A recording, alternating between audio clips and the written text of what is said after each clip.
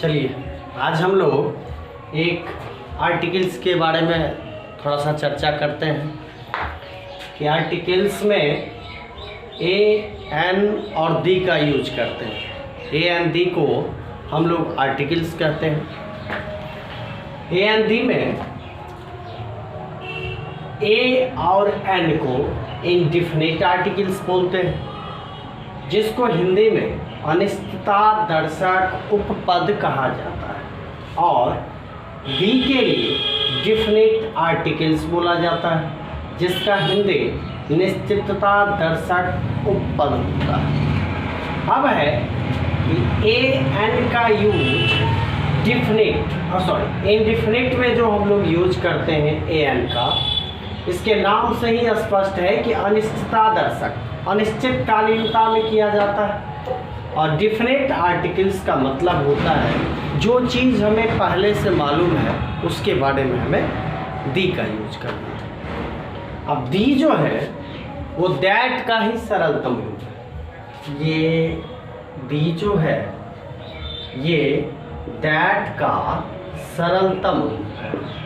कह सकते हैं इसका कोई अर्थ नहीं होता है, लेकिन वाक्य अगर खास हो या उस वाक्य के बारे में जानकारी पहले से हो तो हम दी का इस्तेमाल करते हैं। सबसे पहले स्टार्ट करते हैं इंडिफिनिट आर्टिकल्स।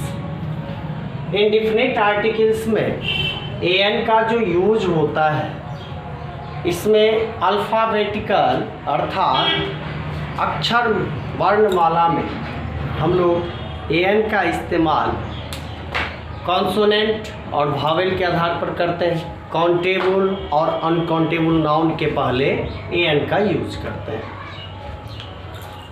अब है कि जिसे गिना जा सकता है उसके पहले ए एन का यूज किया जाता है, जिसे नहीं गिना जा सकता है उसे अनकाउंटेबल में उसमें ए एन दी का यूज नहीं किया जा सकता। तो यहाँ पर सबसे पहले ए और एन लगाने के लिए हम लोग जानते हैं कि ए से लेकर जेड तक में 26 अक्षर होते हैं, 26 वर्ण वाला होता है, जिसमें 5 वॉवेल में ए, ई, आई, ओ और यू आता है, और बाकी जो बच गया वो आता है कॉन्सोनेंट, अर्थात ये हो गया वॉवेल, और बाकी जो बच गया वो हो जाएगा कॉन्सोनेंट। कॉन्सोनेंट में जैसे B, C, D, F, it is dash, मतलब 26 में लगभग 21 हो गया कॉन्सोनेंट और 5 में ए, ई, आई, ओ, यू, ये हो गया वॉवेल। अब इसका यूज पहले इसका समझ लेते हैं, इंडिफिनिट आर्टिकल्स का। इंडिफिनिट आर्टिकल्स में सबसे पहले हम वॉवेल का यूज समझ लेते हैं। जिसे गिना जा सकता है उसके पहले जो वॉवेल साउंड से हो या वॉवेल अक्षर से हो उसके पहले हम जो लगाएंगे वो लगाएंगे एन। अब जैसे देखिए हम आउल को गिन सकते हैं, आउल एग्जाम्पल, आउल एक पक्षी और इसे गिना जा सकता है, और इसका पहला अक्षर क्या है? वॉवेल, तो हम इसके पहले एन लगाएंगे। जैसे हम दूसरा शब्द लेते हैं एंड, एंड इसे गिना जा सकता है तो इसके पहले क्या लगा सकते हैं? एंड। इसी प्रकार हम लोग एक एक अगर इसका एग्जाम्पल लें और जो गिना जा सके, जो काउंट किया जा सके, काउंटेबल में हो, तो उसके पहले एन का यूज करेंगे। ऐसे करके शॉर्टकट में समझते हैं कॉन्सोनेंट का। कॉन्सोनेंट के पहले यूज जो होगा वो होगा ए का। किसका यूज होगा? ए का। अब जैसे B A T, bat, bat के पहले क्या लगेगा? ए। जैसे हम लेते हैं कैट, कैट के पहले, कैट को गिना जा सकता है, इसके पहले क्या लगाएंगे, ए। तो ये शॉर्टकट था समझने का मेथड। अब समझते हैं इसके बाद साउंड पर स्पेशल, जो साउंड वॉवेल का या कॉन्सोनेंट का। लेकिन वॉवेल में जो पहला शब्द होगा उसका उच्चारण वॉवेल से होता है, उच्चारण, अक्षर नहीं। अगर कॉन्सोनेंट से होगा तो उसके अनुकूल ए और एन का यूज होगा। जैसे देखिए हम लिखते हैं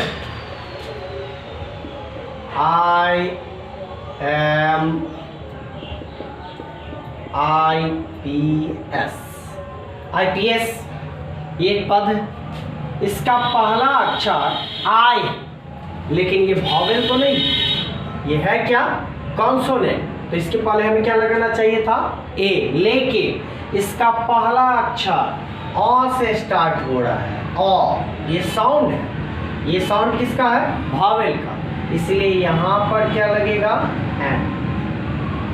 जैसे एक और लेते हैं समझने के लिए, जैसे लिखते हैं NCC। अब इसका पहला अक्षर किससे स्टार्ट हो रहा है, ए। इसका पहला अक्षर क्या है, ए। ये ए है तो ये एन से स्टार्ट, लेकिन इसका साउंड किससे है, ए से, तो इसके पहले क्या लगेगा, एन। तो मिला जुला के आप समझ गए होंगे कि वॉवेल से स्टार्ट नहीं होते हुए भी उसका साउंड क्या था, तो वॉवेल था, इसलिए इसके साउंड के कारण इसके पीछे क्या लगा, एन लगा। अब ऐसे ही समझते हैं कि होगा वर्ड वॉवेल से ही स्टार्ट, लेकिन उसका उच्चारण कॉन्सोनेंट से होगा, तो उसके पहले एन नहीं लगा के ए लगाना है। जैसे देखिए ए कहाँ लगेगा, जैसे यूनिवर्सिटी, इसका पहला अक्षर क्या है, यू, तो इसका मतलब एन लगना चाहिए, लेकिन एन नहीं लगेगा, क्योंकि इसका उच्चारण जो हो रहा है वो हो रहा है य से, किससे, य से, इसलिए इसके पहले क्या लगेगा, ए। अब देखिए जैसे एक और लेते हैं,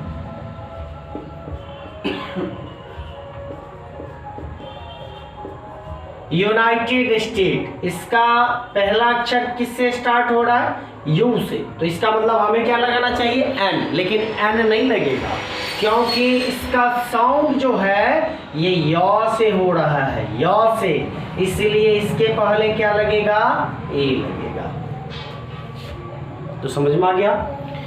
काउंटेबल नाउन के लिए ये सब था। काउंटेबल दैट मीन्स होगा कि जिसे गिना जा सकता है, और जिसे नहीं गिना जा सकता उसके पहले एन का यूज नहीं करेंगे। जैसे फिर समझिए, एक और कॉलम में समझाते हैं, बारीकी से देखते जाइएगा, सुनते जाइएगा, जिससे आपके कहीं कंफ्यूजन ना हो किसी सेंटेंस में कि ए का यूज कहाँ करना है और एन का यूज कहाँ करना है। शॉर्टकट में आपको बेहतर ढंग से बताने की कोशिश कर रहे हैं। अब जैसे देखिए राइस,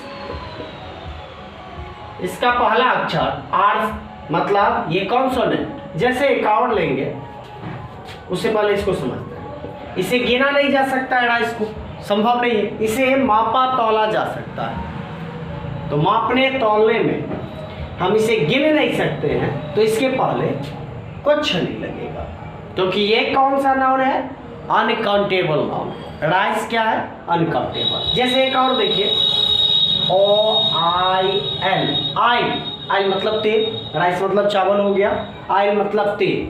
अब ओ से इसका स्टार्टिंग है, पर आइल को गिना नहीं जा सकता है, इसीलिए इसके पीछे भी ना ए लगेगा ना एल लगेगा। तो आपने एक देखा कि इसका पहला अक्षर कॉन्सोनेंट था, लेकिन इसे गिना नहीं जा सकता था, इसलिए इसके पीछे ए का यूज नहीं किया गया। अब दूसरा देखें कि यहाँ पर ओ से स्टार्ट था, OIL, आइल मीन्स तेल, तो तेल को गिना नहीं जा सकता, इसे भी मापा तौला जा सकता है, इसलिए इसके पीछे भी एन ना लग के कुछ नहीं लगा। मतलब सीधा सीधे समझ में आ जाएगा कि काउंटेबल है तो एन का यूज कंडीशन के अनुसार लगेगा, पर अगर नहीं गिना जा सकता है तो वो वॉवेल से स्टार्ट हो या कॉन्सोनेंट से स्टार्ट हो, एन का यूज नहीं करना है। अब आते हैं डिफिनिट आर्टिकल्स के बारे में समझते हैं थोड़ा सा। मिटा देगा ना।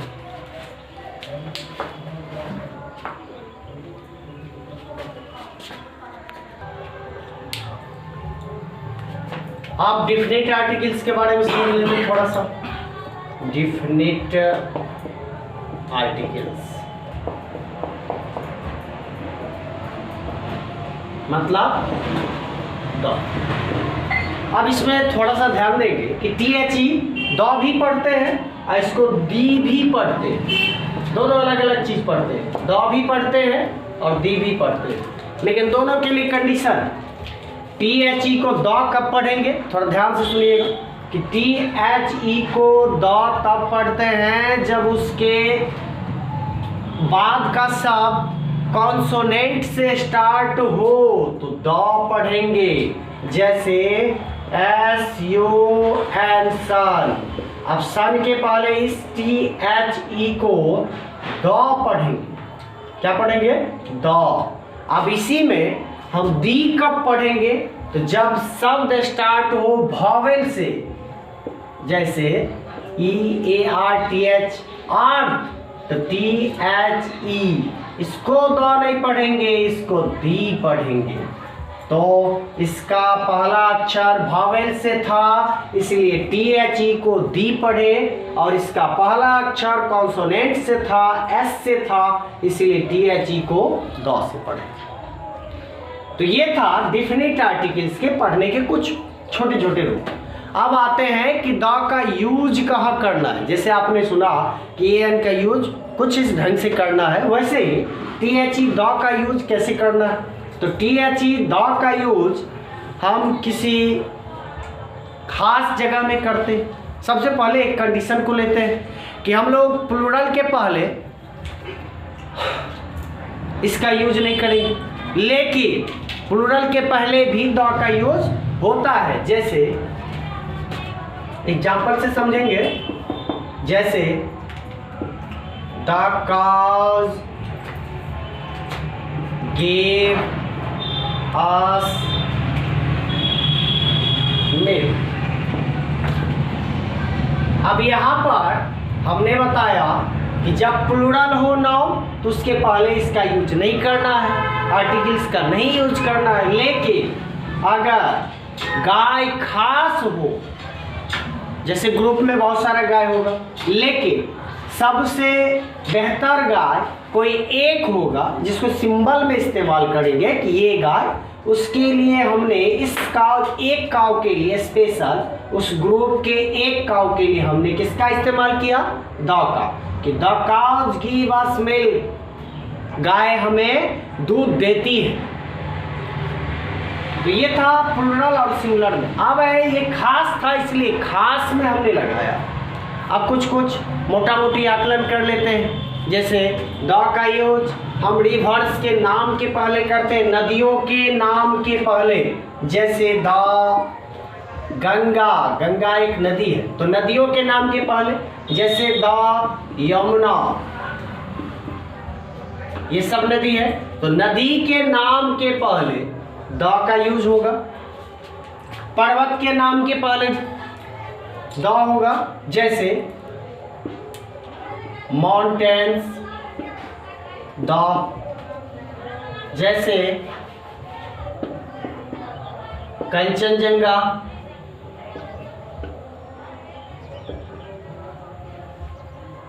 इसके पहले द का यूज हुआ। अब है ऐसे ही समुद्र के नामों के पहले भी यूज होगा, जैसे पैसिफिक ओशियन,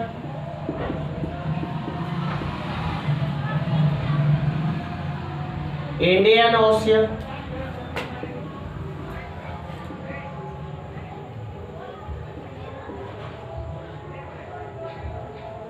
इसके पहले द लगेगा।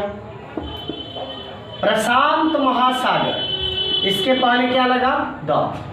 इंडियन ओशियन, हिंद महासागर, इसके पहले क्या लगा? द। अब है कि हम लोग महादेश के नामों के पहले भी द का यूज करते हैं। महादेश जैसे एशिया, ASIA, द।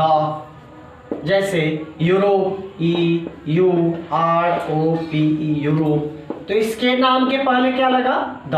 ETC आगे भी है बहुत सारा। अब यहाँ पर यूरोप के पहले, ये यूरोप एक महादेश है, महाद्वीप है। एशिया क्या है? महाद्वीप, महादेश है। इसके पहले क्या लगा? द लगा। अब आगे आते हैं, कुछ वाद्य यंत्र के नामों के पहले लगेगा। जैसे वाद्य यंत्र में जो संगीत से संबंधित हो, जैसे हारमोनियम, हारमोनियम एक वाद्य यंत्र है, इसके पहले क्या लगेगा? द। जैसे तबला, ये वाद्य यंत्र है, इसके पहले क्या लगेगा? द। जैसे गिटार, वायलिन, ETC, इसके नाम के पहले क्या लगेगा? द। ये था। अब इसके बाद ओके, अब आते हैं कुछ महाग्रंथ के नामों के पहले। महाग्रंथ में जैसे महाग्रंथ, महाग्रंथ चाहे हिंदुओं का हो, मुस्लिम का हो, सिख का हो या ईसाई का। जैसे रामायण, ये महाग्रंथ रामायण, इसके पहले क्या लगेगा? द। जैसे बाइबल, इसके पहले क्या लगेगा? द। जैसे कुरान, ये भी क्या है? मुस्लिमों का पवित्र ग्रंथ है, इसके भी पहले क्या लगेगा? द। अब है कि इस सब नामों के पहले द का यूज हुआ। अब आगे आते हैं तो महाग्रंथ के बाद हम लेंगे कुछ पोस्ट, पद। पद के पहले क्या लगेगा? द। जैसे पद प्राइम मिनिस्टर,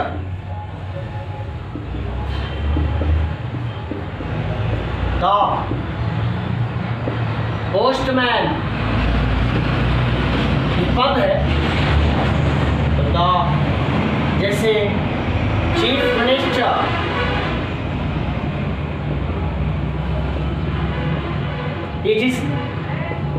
इस सब के पहले क्या लगेगा? प्राइम मिनिस्टर प्रधानमंत्री पद है, पोस्टमैन एक पद है, इंजीनियरिंग ये क्या है? पद है, चीफ मिनिस्टर मुख्यमंत्री एक पद है। तो पद के नामों के पहले द लगेगा।